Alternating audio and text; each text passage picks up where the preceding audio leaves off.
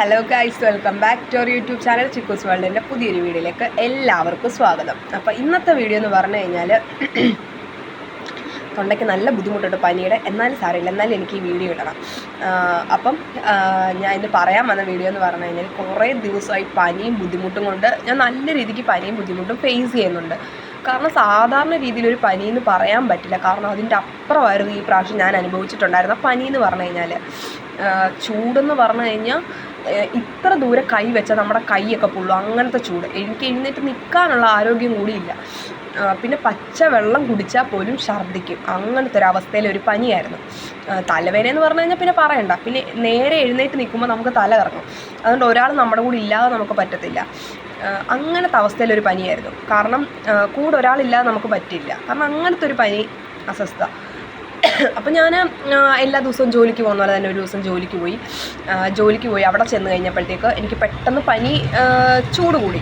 അപ്പോൾ തലേ ദിവസം എൻ്റെ ഒരു ഫ്രണ്ടിന് പനി ഉണ്ടായിരുന്നു, അവൾക്ക് തലേ ദിവസം പനി ഉണ്ടായിരുന്നു. അത് പക്ഷേ അവൾക്ക് നല്ല ചൂടും കാര്യങ്ങളൊക്കെ ഉണ്ടായിരുന്നു കേട്ടോ. അപ്പോൾ അവൾ എൻ്റെ അടുത്തൊക്കെ വന്നിരിക്കുകയൊക്കെ ചെയ്തു. ചിലപ്പോൾ അതുകൊണ്ടായിരിക്കും എനിക്ക് പനി വന്നത്. പിന്നെ എല്ലാവർക്കും പനി ഉണ്ട് എന്നൊരു ഇതായിരുന്നു കേട്ടോ. അപ്പം അങ്ങനെ ഇരുന്നപ്പോഴത്തേക്ക് പനി എനിക്ക് പിറ്റേ ദിവസമൊക്കെ ആയപ്പോഴത്തേക്ക് ചൂട് അനുഭവപ്പെട്ടു. ഒരു 10-11 മണിയല്ല, അന്ന് വൈകിട്ട് 3 മണി, ഒരു 3 മണി 4 മണി ആയപ്പോഴത്തേക്ക് എനിക്ക് ചൂട്, ശരീരം നല്ല രീതിക്ക് പൊള്ളുന്ന ചൂട്. ഇത്ര തല പൊതുവെ കാല് വരെ ചൂട്, എനിക്ക് നിൽക്കാൻ വയ്യ, അങ്ങനത്തെ അവസ്ഥയായിരുന്നു. അപ്പോൾ ഞാൻ പറഞ്ഞു, സാർ എനിക്ക് പറ്റുന്നില്ല, പനിയാണ്. അപ്പോൾ സാറ് പറഞ്ഞു, ശരി ലീവ് എടുത്തോ, ഓക്കെ എന്നൊക്കെ പറഞ്ഞ് വിട്ടു കേട്ടോ. അപ്പം ഞാൻ ഓർത്തു ഒരു സാധാ പനിയല്ല, ഡോളോ കഴിക്കുക. ഡോളോ കഴിച്ചപ്പോൾ കുറഞ്ഞു കേട്ടോ, ചൂട് കുറച്ച് നേരം കുറയും. ഡോളോ കഴിച്ചു, ചൂട് കുറച്ച് കഴിഞ്ഞപ്പോൾ കുറഞ്ഞു. അങ്ങനെ ഞാൻ ഹോസ്പിറ്റലിലേക്ക് പോയി. ഗവൺമെൻറ് ഹോസ്പിറ്റലായിരുന്നു പോയത്. ഗവൺമെൻറ് ഹോസ്പിറ്റലിൽ ചെന്നിട്ട് ഡോക്ടറോട് ഇതുപോലെ കാഷ്വാലിറ്റിയിലാണ് കണ്ട, കാരണം വൈകിട്ടായല്ലോ. കാഷ്വാലിറ്റി കണ്ടപ്പോൾ ഡോക്ടർ പറഞ്ഞു, എന്താണെന്ന് ചോദിച്ചു, പനിയെന്ന് പറഞ്ഞു. ഡോക്ടർ ജസ്റ്റ് പെട്ടെന്നൊന്ന് എഴുതി മരുന്ന് തന്നു. അപ്പോൾ ഞാൻ ഓർത്തു എനിക്ക് നിൽക്കാൻ വയ്യ, എന്നെ ഒരാൾ പിടിച്ചോണ്ടാണ് നിൽക്കുന്നത്. എന്നെ ഒരാൾ പിടിച്ചിട്ട് ഞാൻ ഇങ്ങനെ വയ്യാത്ത അവസ്ഥയിൽ ഇങ്ങനെ കിടക്കുക. അപ്പോഴും ഡോക്ടർ എന്താ ചെയ്യുന്നത്, ഡോക്ടർ പനിയെന്ന് പറഞ്ഞു കഴിഞ്ഞപ്പോൾ ഒരു മരുന്ന് എഴുതി. അപ്പോൾ ഞാൻ ഇങ്ങനെ ഇരിക്കും കേട്ടോ, അല്ലെ ഒരു ട്രിപ്പ് വേണോ, അല്ലെ എന്താണ് അസ്വസ്ഥത, ഒന്നും ചോദിച്ചിട്ടില്ല, തന്നു കേട്ടോ. ഓക്കെ ശരി, കാഷ്വാലിറ്റി അല്ലേ, നമുക്ക് പിറ്റേ ദിവസം വേറെ ഡോക്ടറൊക്കെ കാണാമല്ലോ. അങ്ങനെ കാഷ്വാലിറ്റിയിൽ ഡോക്ടറെ കണ്ടതിന് ശേഷം ഞങ്ങൾ വീട്ടിൽ വന്നിട്ട് എനിക്ക് കിടക്കാൻ വയ്യ, കയ്യും കാലും ഭയങ്കര വേദന. ഇത് പിറ്റേ ദിവസം വെളുപ്പിന് എഴുന്നേറ്റ് കേട്ടോ. അപ്പോൾ എനിക്ക് ജോലിക്ക് പോയേ പറ്റൂ, അങ്ങനത്തെ ഒരു സ്റ്റേജാണ്, കാരണം എനിക്ക് ലീവ് എടുക്കാൻ പറ്റില്ല, അങ്ങനത്തെ ഒരു ജോലിയാണ്. അപ്പോൾ ഞാൻ പിറ്റേ ദിവസം രാവിലെ ജോലിക്ക് പോയി. അപ്പോൾ ഞാൻ തന്നെ ഡ്രൈവ് ചെയ്തിട്ട്, അന്ന് ഞാൻ തന്നെ ഡ്രൈവ് ചെയ്തല്ല, അന്ന് തന്നെ ചേട്ടനാണ് കൊണ്ടുവിട്ടത്. അപ്പോൾ അവിടെ കൊണ്ടുവിട്ടു, ഞാൻ ജോലിക്ക് കയറി. അപ്പോൾ ഒരു 8 മണിയാകുമ്പോൾ എനിക്ക് ജോലിക്ക് കയറണം. ഒരു 8:30 9 മണി 9:15 ആയപ്പോഴത്തേക്ക് എനിക്ക് പറ്റാണ്ടായി. വീണ്ടും ശരീരം പൊള്ളാൻ തുടങ്ങി. കാല് തറയിൽ കുത്താൻ പറ്റുന്നില്ല, കാല് തറയിൽ ഒരു രീതിയിലും എനിക്ക് വെക്കാൻ പറ്റുന്നില്ല, കാരണം അത്ര അധികം ബുദ്ധിമുട്ടിയാണ് ഫേസ് ചെയ്യുന്നുണ്ട്. കൈക്കും കാലിനും ഭയങ്കര വേദന, കാല് കുത്താനും പറ്റത്തില്ല, നല്ല വേദന.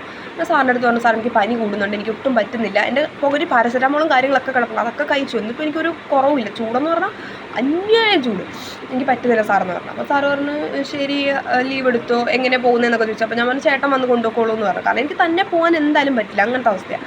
അങ്ങനെ വന്ന് കൊണ്ടുവന്ന് നേരെ ഞങ്ങൾ ഗവൺമെൻറ് ഹോസ്പിറ്റലിൽ ചെന്നു. ഗവൺമെൻറ് ഹോസ്പിറ്റലിൽ ചെന്നപ്പോഴത്തേക്ക് ഭയങ്കര ബ്ലോക്ക്, വഴി ഫുള്ളും കുറേ വണ്ടികൾ വന്ന് ഭയങ്കര ബ്ലോക്ക്, എനിക്ക് നിൽക്കാൻ വയ്യ. അപ്പോൾ ഞാൻ പറഞ്ഞു, ചേട്ടാ എനിക്ക് എങ്ങനെയും വീട്ടിൽ പോയാൽ മതി, ഒന്ന് റെസ്റ്റ് എടുത്താൽ മതി എന്ന് പറഞ്ഞു. അങ്ങനെ നിങ്ങൾ വീട്ടിൽ വന്നു. അപ്പോൾ 2ാമത്തെ ദിവസമാണ് എനിക്ക് പനി വന്ന് 2ാമത്തെ ദിവസമാണ്, നിങ്ങൾ ആലോചിക്കണം. അപ്പോൾ ഈ 2 ദിവസം എനിക്ക് ഭയങ്കര പനിയായിരുന്നു. അങ്ങനെ പിറ്റേ ദിവസം 3ാമത്തെ ദിവസം രാവിലെ എണീറ്റ് ഞങ്ങൾ ഗവൺമെൻറ് ഹോസ്പിറ്റലിൽ ഡോക്ടറെ കാണാൻ വേണ്ടി പോയി. നോർമലി നമ്മൾ OP കാണില്ലേ, OP കാണാൻ വേണ്ടി പോയി. അവിടെ ചെന്ന് കഴിഞ്ഞപ്പോഴത്തേക്ക് എനിക്ക് നിൽക്കാൻ വയ്യ, എന്നെ ഇങ്ങനെ പിടിച്ചുകൊണ്ടാണ് പോകുന്നത്. അതിനിടയ്ക്ക് എനിക്ക് ചുമയ്ക്കുന്നുമുണ്ട്, കാരണം എനിക്ക് നേരെ തല ഇങ്ങനെ ഒന്ന് വെച്ച് നിൽക്കാൻ വയ്യ. ഞാൻ ഇങ്ങനെ വെച്ച് തന്നെ നിൽക്കുന്നത്, കാരണം എനിക്ക് അത്രയ്ക്ക് വയ്യ. അങ്ങനെ ഇരുന്നപ്പോഴത്തേക്ക് ഡോക്ടറെ കണ്ടപ്പോഴത്തേക്ക് ഒരു ലേഡി ഡോക്ടറായിരുന്നു കേട്ടോ. ഡോക്ടർ ഇങ്ങനെ ഇരുന്ന് എന്താണെന്ന് ചോദിച്ചു. അപ്പോൾ പറഞ്ഞു പനിയെന്ന് പറഞ്ഞു. ഡോക്ടർ ഒരു സെറ്റ് ഇത്രയും ഗുളിക എഴുതി തന്നിട്ട് ഓക്കെ ശരി എന്ന് പറഞ്ഞു വിട്ടു കേട്ടോ. അപ്പം ഞാൻ പറഞ്ഞു, ഡോക്ടർ എനിക്ക് ചുമയുണ്ട്. ചുമയുടെ കാര്യം ഞാൻ പറഞ്ഞില്ല കേട്ടോ, ഡോക്ടർ ഇത്രയും മരുന്ന് എഴുതി തന്നു. അപ്പോൾ എനിക്ക് നിൽക്കാൻ വയ്യ. അപ്പോൾ ഞാൻ ഇത് പറഞ്ഞു, ഡോക്ടർ എനിക്കൊരു 3 days ലീവ്, ഓഫീസിൽ റെസ്റ്റ് എന്ന് പറഞ്ഞ് എനിക്ക് എഴുതി തരണം, കാരണം എനിക്ക് അത്ര അധികം വയ്യ. അപ്പോൾ ഒരു ഡോക്ടർ എഴുതി തരുമ്പോൾ അതിനൊരു വാല്യൂ ഉണ്ട്. അപ്പോൾ അത് മാത്രം പുള്ളിക്കാർ 3 days റെസ്റ്റ്, അതും എഴുതിയതൊന്നും ഞാൻ പറയുന്നില്ല, അത്ര എഴുതി തന്ന് വിട്ടു കേട്ടോ. വീട്ടിൽ വന്നിട്ട് ഈ മരുന്ന് കഴിച്ചിട്ടൊന്നും പറ്റില്ല. അന്ന് രാത്രി എനിക്ക് ഉറങ്ങാൻ പറ്റില്ല. അപ്പോൾ അത് 4ാമത്തെ ദിവസമായി. രാത്രി എനിക്ക് ഉറങ്ങാൻ പറ്റുന്നില്ല. അപ്പോൾ ചേട്ടൻ പറഞ്ഞെടി അത് ഈ പനിയുടെയാണ്, ഈ പനിക്ക് ഇങ്ങനെയൊക്കെയാണെന്നാണ് പറഞ്ഞത്. എന്നിട്ട് എൻ്റെ അടുത്തൊരു ബേസൻ വെച്ചേക്കുക, എനിക്ക് പച്ച വെള്ളം ഇറക്കുമ്പോഴും അത് ഛർദ്ദിക്കും. അങ്ങനെ യാതൊരുവിധ സാധനം ഫുഡ് കഴിക്കാൻ പറ്റുന്നില്ല. 4 ദിവസം കഴിഞ്ഞാൽ ഫുഡ് കഴിച്ചിട്ട് എൻ്റെ അപ്പോഴത്തെ അവസ്ഥയെന്ന് പറഞ്ഞാൽ എനിക്ക് നേരെ നിൽക്കാൻ പറ്റില്ല. ഞാൻ ഇങ്ങനെയാണ് നിൽക്കുന്നത്. കട്ടിലിൽ നിന്ന് എനിക്ക് എഴുന്നേക്കാൻ പറ്റുന്നില്ല, രാത്രി ഉറങ്ങാൻ പറ്റുന്നില്ല പനി കാരണം. കണ്ണ് തുറന്ന് എനിക്ക് ഛർദ്ദിക്കാൻ പറ്റും, അങ്ങനത്തെ അവസ്ഥ. അത് കഴിഞ്ഞിട്ട് പിറ്റേ ദിവസവും ഒരു ദിവസവും കൂടെ ആയി, 5ാമത്തെ ദിവസമായി. അപ്പോഴും ചേട്ടൻ പറഞ്ഞടി ഈ മരുന്നൊക്കെ കഴിച്ചിരിക്കും, ചിലപ്പോൾ കുറയും, കുറഞ്ഞോളൂ എന്ന് പറഞ്ഞു. അപ്പോൾ ഈ ഛർദ്ദിൽ കുറയുന്നില്ല.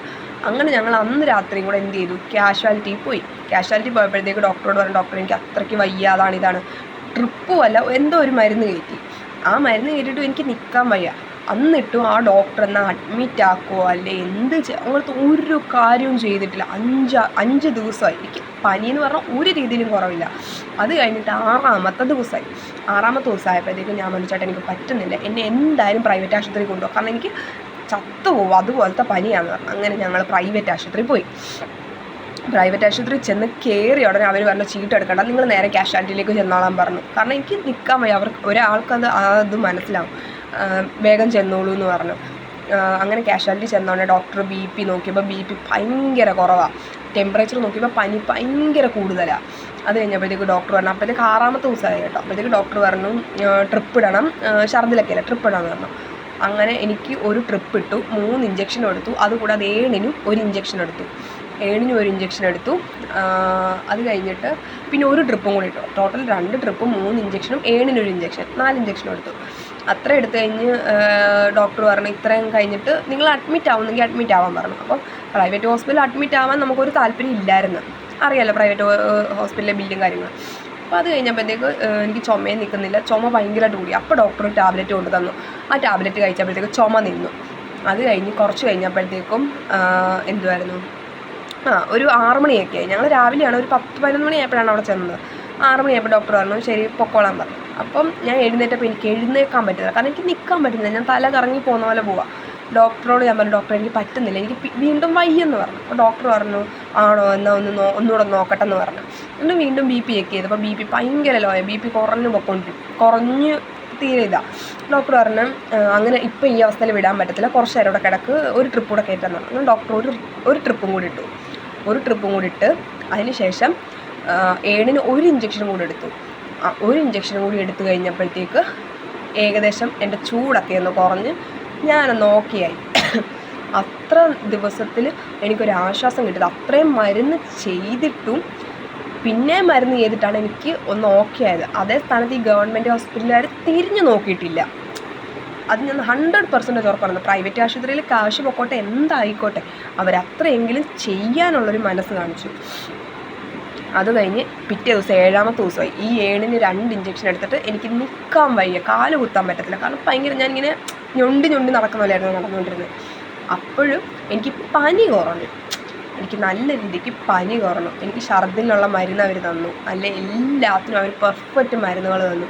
3 ഡേയ്സ് കഴിഞ്ഞ് വരാൻ പറഞ്ഞു. അപ്പം 3ാമത്തെ ദിവസമായപ്പോഴും എനിക്ക് BP കുറഞ്ഞല്ല, ഛർദ്ദിൽ പണ്ടത്തതിലും കുറഞ്ഞു. പിറ്റേ ദിവസം എനിക്ക് ചോറൊക്കെ കഴിക്കാനെങ്കിലും പറ്റും, പക്ഷെ എന്നാലും എനിക്ക് ഛർദ്ദിക്കുന്ന ആ ഒരു ടെൻഡൻസി ഉണ്ട്. അപ്പോൾ അത് എന്തുകൊണ്ടാണെന്ന് നമുക്കറിയില്ലല്ലോ.